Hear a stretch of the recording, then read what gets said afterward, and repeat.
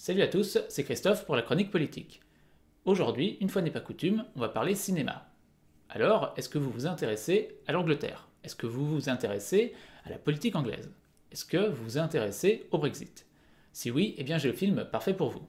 Et sinon, eh bien j'ai tout de même un film avec Benedict Cumberbatch. Ce film, c'est Brexit, un film qui nous raconte l'aventure qu'a été le référendum pour savoir si le Royaume-Uni devait rester ou non au sein de l'Union européenne. On y suit notamment le comité pro-Brexit et surtout son dirigeant et stratège, Dominic Cummings, incarné à l'écran par Benedict Cumberbatch. Dominic Cummings, c'est un conservateur, c'est un second couteau dans la politique anglaise, mais c'est surtout quelqu'un d'un peu particulier. Il est certes conservateur, mais pas au sens classique du conservatisme Tory anglais. C'est quelqu'un qu'on peut considérer comme étant un libertarien de droite, avec une forme de mentalité un peu comme celle de la Silicon Valley, à savoir tourner vers l'innovation, vers la technologie, vers la rationalité, et qui croit en une forme de méritocratie basée sur l'intelligence et une forme de darwinisme social. Également, c'est quelqu'un qui ne supporte pas l'establishment anglais, qu'il soit travailliste ou conservateur, et qui ne supporte pas les fabriques à élite comme Oxford ou Cambridge, alors même que lui-même est issu d'Oxford. C'est quelqu'un qui en fait veut casser le moule traditionnel anglais pour adapter la société au XXIe siècle, ou du moins l'adapter selon ses vues libertariennes. Et quand les pro-Brexit vont aller le chercher, un petit peu à reculons, parce qu'ils connaissent sa réputation d'homme excentrique et un petit peu mégalomane, eh bien, il va accepter de diriger ce comité pro-Brexit parce qu'il y voit une façon potentielle eh bien, d'allumer la mèche pour faire exploser les carcans de la société anglaise traditionnelle et potentiellement eh bien, de réaliser ses rêves d'une nouvelle société. D'ailleurs, cette attitude assez particulière et ce caractère vont finir par lui jouer des tours au-delà du Brexit, car quand Boris Johnson finira par accéder au poste de Premier ministre, il le prendra comme conseiller spécial, et à force de se mettre tout le monde à dos par ses idées, eh bien, il sera détesté par l'establishment conservateur et finira par être viré comme un malpropre. Alors ce film est intéressant pour le Brexit en lui-même, pour ce que l'on voit de la machine référendaire, mais il est aussi intéressant au-delà du Royaume-Uni et de la question du Brexit. En fait, il y a certaines questions qui se posent dans toutes les démocraties occidentales actuelles. La première question, c'est celle de savoir comment aujourd'hui, dans notre société technologique, on fait pour gagner une élection ou un référendum.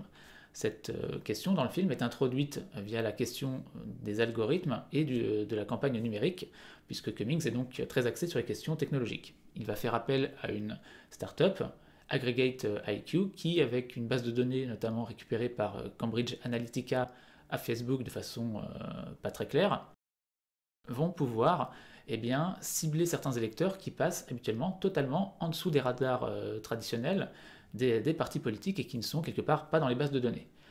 On parle de 3 millions de personnes et ainsi Aggregate IQ va pouvoir faire du profilage et des campagnes micro-ciblées avec des thématiques qui peuvent potentiellement intéresser chaque électeur en particulier.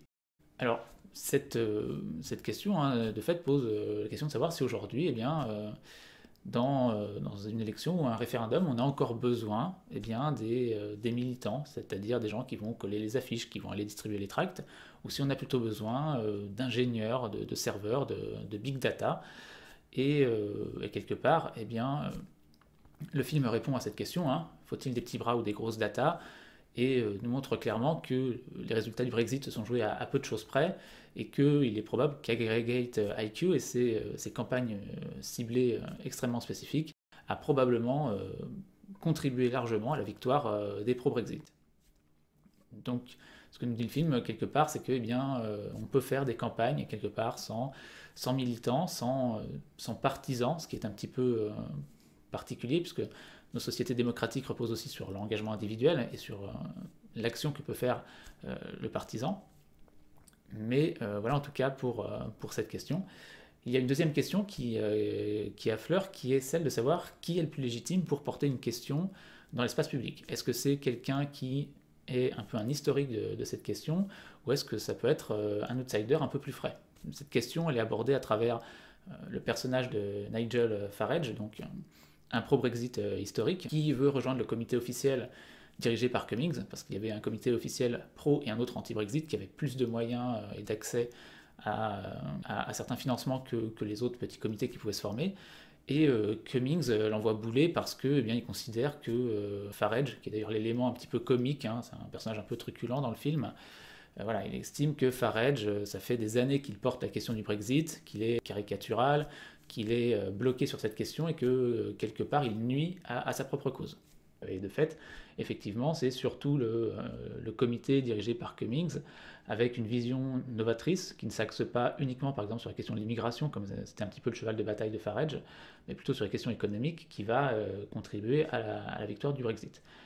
Cette question, elle a un écho, je trouve, en France aujourd'hui, à la droite de la droite, avec la question de savoir s'il faut voilà, plutôt soutenir Zemmour ou Le Pen, c'est-à-dire voilà, la famille qui historiquement porte les questions d'immigration, d'insécurité, de culture, mais qui aussi historiquement est celle qui depuis bientôt 40 ans échoue à faire triompher ses idées, ou est-ce qu'il faut soutenir l'outsider, le nouveau cheval de course qui aborde les questions d'une façon différente, qui permet d'aller vers un nouvel électorat, qui donne quelque part un nouveau souffle à ces questions.